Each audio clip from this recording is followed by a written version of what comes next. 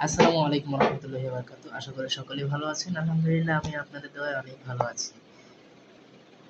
বন্ধুরা, আমরা কিন্তু গ্রামার সাইড নিয়ে অনেকটা এগিয়ে গেছি।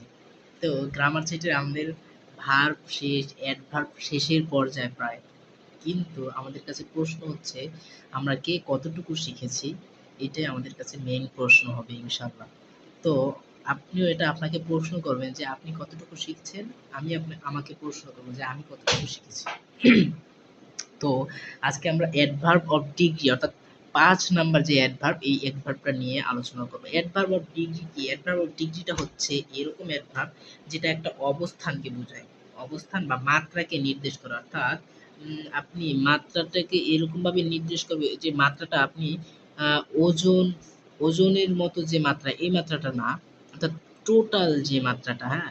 যে আপনি একটা জমি করতে গেলেন, মাপতে গেলেন। তো আপনি ওইখানে বলবেন যে আপনার জমি টোটাল কত? আপনার জমি টোটাল কত? আপনি একটু বাজার করতে গেলেন। তো বাজার করতে যায়া আপনি কি করবেন? সদাই সব কিনলেন। সব কিনার পরে আপনি বলবেন যে, "ভাই মোট কত হয়েছে?" যে টোটাল যে কতটা হয়েছে, মোট কত হয়েছে? এই মোটটা হচ্ছে আপনার মাত্রাকে ধরা হয়েছে, হ্যাঁ?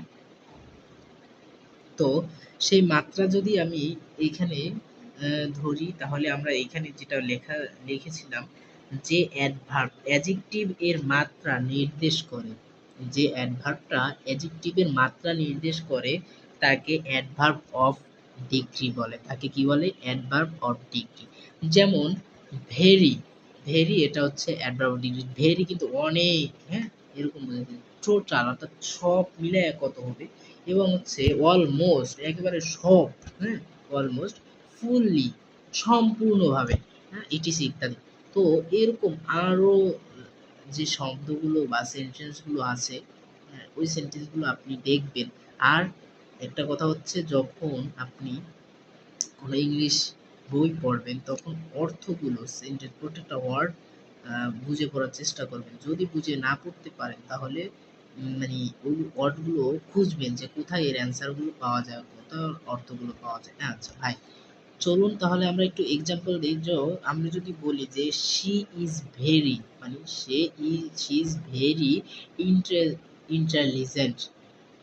তো সে খুব বুদ্ধিমান, ইন্টেলিজেন্ট, বুদ্ধিমান। তো আমি ইন্টেলিজেন্ট সাথে এতটুকু আমি লিখছি। তো আমি লিখতে পারি she is very intelligent boy.